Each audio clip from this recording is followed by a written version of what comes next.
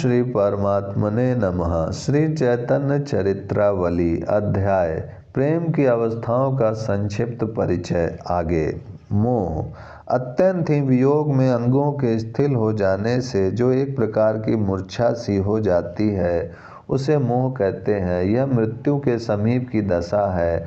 इसका चित्र तो हमारे रसिक हरिचंद जी ही बड़ी खूबी से खींच सकते हैं। लीजिए, मोह में मग्न हुई एक विरहिणी के साक्षात दर्शन कीजिए। थाक की गति अंगन की मति परी गई मंद, सूखी झांझरी सी है के देह लागी पियारन। सचमुच यदि प्राणनाथ के पधारने की आशा न होती, ये कुमलाए हुए नयन और अथाए हुए बैन कब के पथरा गए होते। मुरझाए हुए प्राण प्राणनाथ की आशा से ही अटके हुए हैं। मोह की दशा का इससे उत्तम उदाहरण और कहाँ मिलेगा। मृत्यु की अब हम व्याख्या क्या करें। मृत्यु हो गई तो झगड़ा मिटा, दिन रात के दुख से बचे। किंतु ये मधुर रस के उपासक राग अनुयायी भक्त कवि इतने से ही विरहिणी का पिंड नहीं छोड़ेंगे। मृत्यु का वे अर्थ करते हैं मृत्यु के समान अवस्था हो जाना। इसका दृष्टांत लीजिए।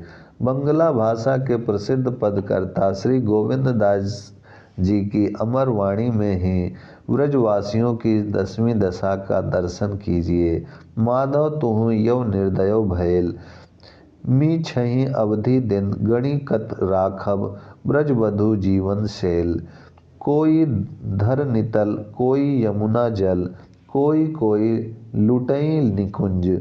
एत दिन विरहे मरण पथ, पखेलु तोहे तिरवध पुनपुंज। तपत सरोवर थोरि सलील, जनु आकुल सफरी परान। जीवन मरण मरण वर जीवन, गोविंद दास दुख जान। दूती कह रही है, प्यारे माधव भला यह भी कोई अच्छी बात है। तुम इतने निर्दय बन गए। दुनिया भर के झूठे कल की कहे आए थे, अब कल ही कल कितने दिन हो गए। इस प्रकार झूठ मूठ दिन गिनते गिनते कब तक उन सबको बहलाते रहेंगे। अब तुम्हें ब्रज की दयनीय दशा क्या सुनाऊं। वहाँ का दृश्य बड़ा करुणोत्पादक है। कोई गोपी तो पृथ्वी पर लोटपोट हो रही है, कोई यमुना जी में ही कूद रही है, कोई निभृत निकंजों में ही लंबी लंबी सांसें ले रही है। इस प्रकार वे अत्यंत ही कष्ट के साथ रात्रि दिन को बिता रही है। तुम्हारे विरह में अब मृत्यु के समीप ही पहुंच चुकी है। यदि वे सब मर गईं तो सैकड़ों स्त्रियों के वध का पाप तुम्हारे ही सिर लगेगा।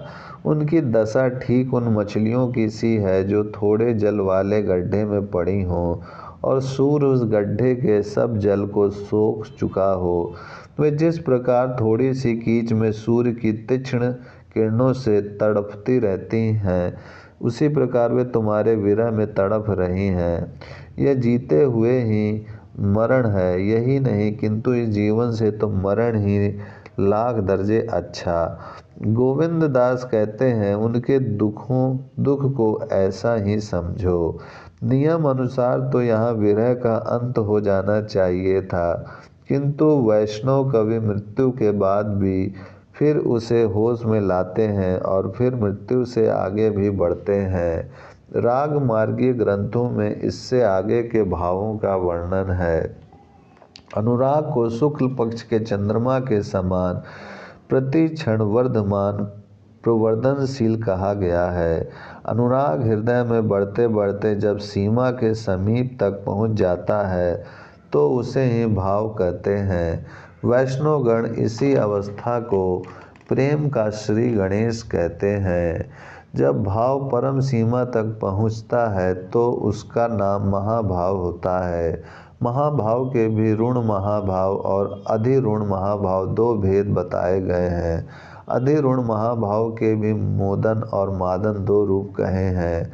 मादन ही मोहन के भाव में परिणत हो जाता है, तब फिर दिव्य उन्माद होता है। दिव्य उन्माद ही प्रेम या रति की पराकाष्ठा का यह सबसे अंतिम स्थिति है। इसके उद्गुणा, चित्र जल्पादि बहुत से भेद हैं। यह दिव्योन्माद श्री राधिका जी के ही शरीर में प्रकट हुआ था।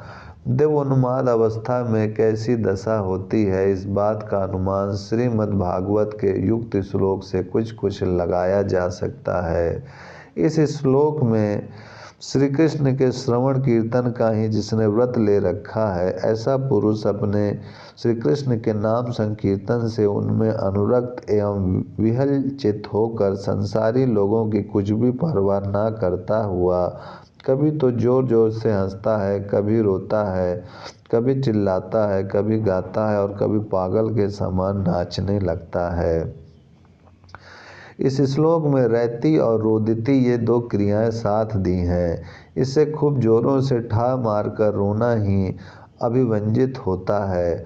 रु धातु शब्द करने के अर्थ में वह व्रत होती है। जोरों से रोने के अनंतर जो एक करुणाजनक हा शब्द अपने आप ही निकल पड़ता है, वही यहाँ रैती क्रिया का अर्थ होगा। इसमें उन्माद की अवस्था का वर्णन नहीं है, यह तो उन्माद की सी अवस्था का वर्णन है। उन्माद अवस्था तो इससे भी विचित्र होती होगी। यह तो सांसारिक उन्माद की बात हुई। अब देव उन्माद तो फिर उन्माद से भी बढ़कर विचित्र होगा। वह अनुभव गम्य विषय है। ओम शांति शांति शांति।